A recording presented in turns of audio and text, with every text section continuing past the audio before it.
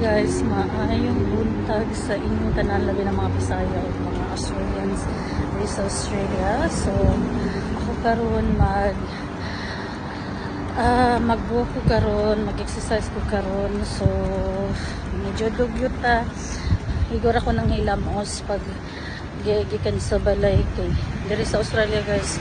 Uy, mga hinam dito, pakialamay kung sa imong mga suot.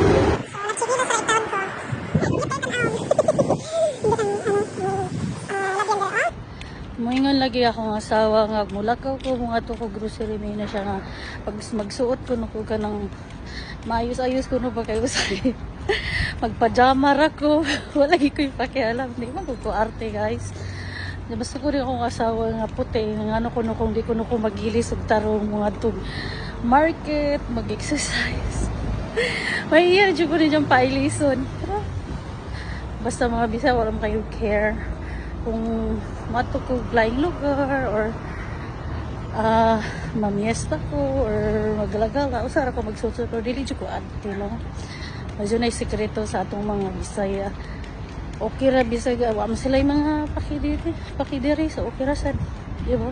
Sumara to akong istorya, guys. Sige, mayong buntag sa inyong tanan, og kanang happy Friday di ay